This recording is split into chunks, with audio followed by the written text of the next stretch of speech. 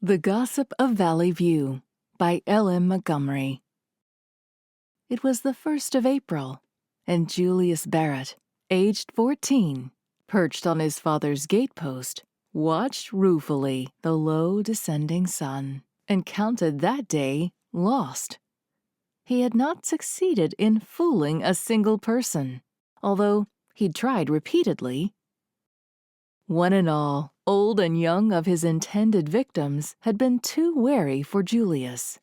Hence, Julius was disgusted and ready for anything in the way of a stratagem or a spoil.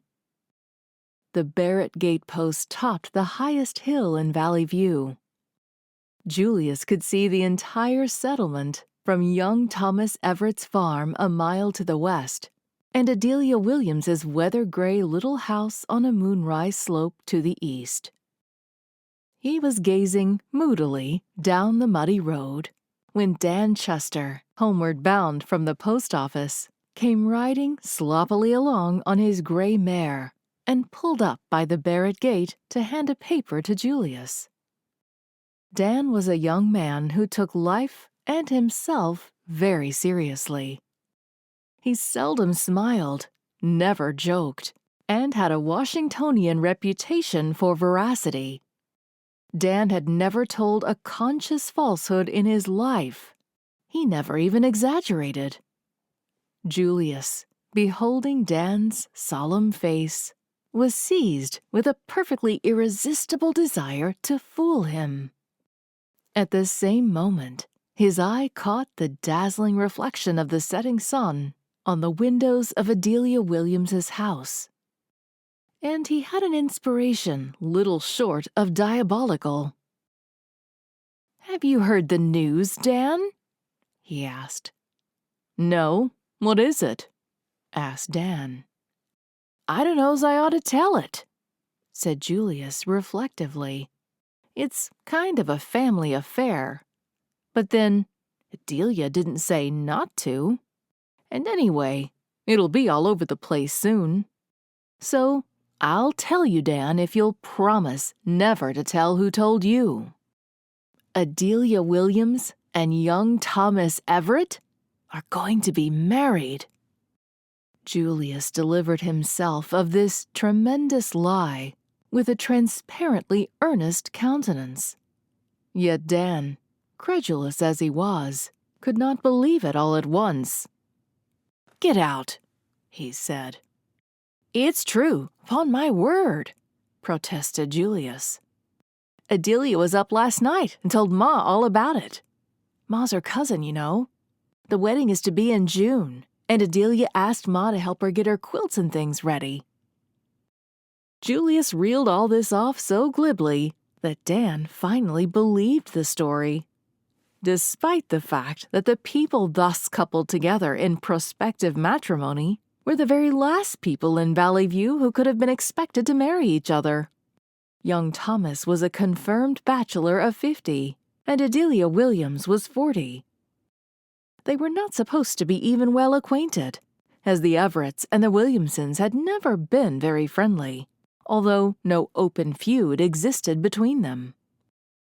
Nevertheless, in view of Julius's circumstantial statements, the amazing news must be true, and Dan was instantly agog to carry it further. Julius watched Dan and the gray mare out of sight, fairly writhing in ecstasy. Oh, but Dan had been easy. The story would be all over Valley View in 24 hours. Julius laughed until he came near to falling off the gatepost. At this point, Julius and Danny drop out of our story, and young Thomas enters.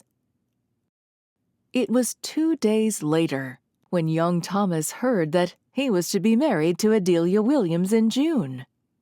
Eben Clark, the blacksmith, told him when he went to the forge to get his horse shod. Young Thomas laughed his big, jolly laugh. Valley View gossip had been marrying him off for the last 30 years. Although never before to Adelia Williams. "It's news to me," he said, tolerantly. Eben grinned broadly. "You can't bluff it off like that, Tom," he said. "The news came too straight this time." "Well, I was glad to hear it, although I was mighty surprised. I never thought of you and Adelia. But she's a fine little woman and will make you a capital wife." Young Thomas grunted and drove away. He had a good deal of business to do that day, involving calls at various places. The store for molasses, the mill for flour, Jem Bentley's for seed grain, the doctor's for toothache drops for his housekeeper, the post office for mail, and at each and every place he was joked about his approaching marriage. In the end, it rather annoyed young Thomas. He drove home at last in what was, for him, something of a temper. How on earth had that fool's story started? With such detailed circumstantiality of rugs and quilts, too. Adelia Williams must be going to marry somebody, and the Valley View gossips, unable to locate the man, had guessed young Thomas. When he reached home, tired, mud-bespattered, and hungry, his housekeeper, who was also his hired man's wife, asked him if it was true that he was going to be married. Young Thomas, taking in at a glance the ill-prepared, half-cold supper on the table, felt more annoyed than ever, and said it wasn't with a strong expression. Not quite an oath, for young Thomas never swore, unless swearing be as much a matter of intonation as of words. Mrs. Dunn sighed, patted her swelled face, and said she was sorry. She had hoped it was true, for her man had decided to go west. They were to go in a month's time. Young Thomas sat down to his supper, with the prospect of having to look up another housekeeper and hired man before planting to destroy his appetite. Next day, 3 people who came to see young Thomas on business congratulated him on his approaching marriage. Young Thomas, who had recovered his usual good humor, merely laughed. There was no use in being too earnest in denial, he thought. He knew that his unusual fit of petulance with his housekeeper had only convinced her that the story was true. It would die away in time, as other similar stories had died, he thought. Valley View gossip was imaginative. Young Thomas looked rather serious, however, when the minister and his wife called that evening and referred to the report. Young Thomas gravely said that it was unfounded. The minister looked graver still and said he was sorry. He'd hoped it was true. His wife glanced significantly about young Thomas's big, untidy sitting room, where there were cobwebs on the ceiling and fluff in the corners and dust on the mopboard, and said nothing, but looked volumes. "Dang it all," said young Thomas as they drove away. "They'll marry me yet in spite of myself." The gossip made him think about Adelia Williams. He'd never thought about her before. He was barely acquainted with her. Now he remembered that she was a jolly-looking woman, noted for being a good housekeeper. Then young Thomas groaned, remembering that he must start out looking for a housekeeper soon. And housekeepers were not easily found, as young Thomas had discovered several times since his mother's death 10 years before. Next Sunday in church, young Thomas looked at Adelia Williams. He caught Adelia Williams looking at him. Adelia blushed and looked guiltily away. "Dang it all," reflected young Thomas, forgetting that he was in church. "I suppose she's heard that fool story, too. I'd like to know the person who started it, man or woman. I'd punch their head." Nevertheless, young Thomas went on looking at Adelia by fits and starts, although he did not again catch Adelia looking at him. He noticed that she had round, rosy cheeks and twinkling brown eyes.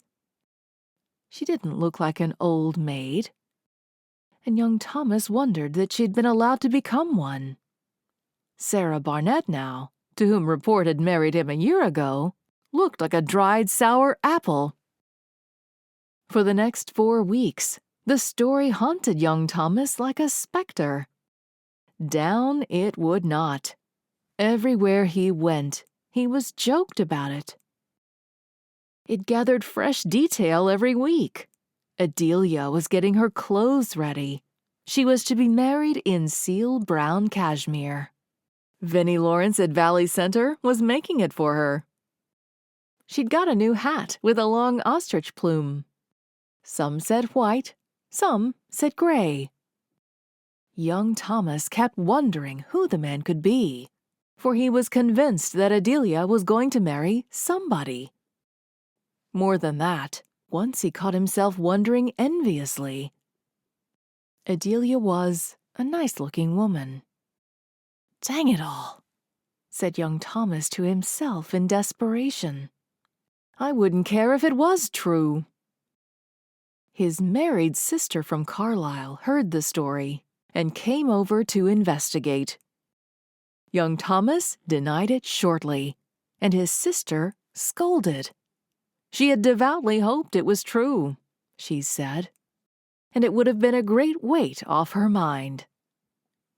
This house is in a disgraceful condition, Thomas, she said severely. It would break Mother's heart if she could rise out of her grave to see it, and Adelia Williams is a perfect housekeeper.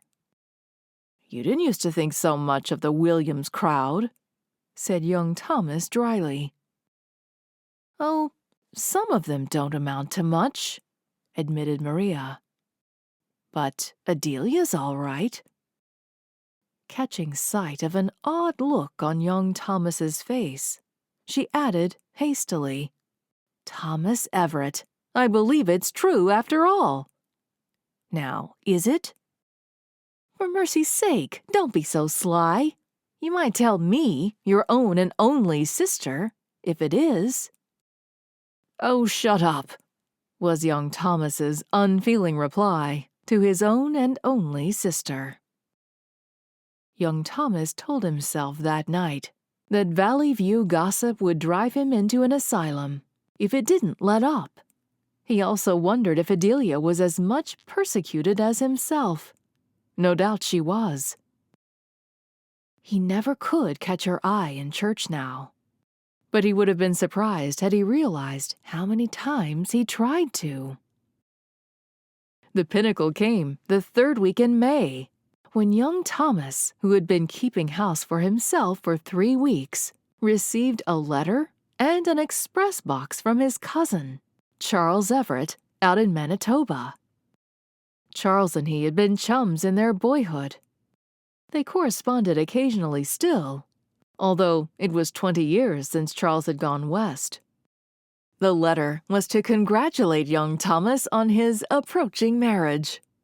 Charles had heard it through some Valley View correspondence of his wife. He was much pleased. He'd always liked Adelia, he said. Had been an old beau of hers, in fact. Thomas might give her a kiss for him if he liked.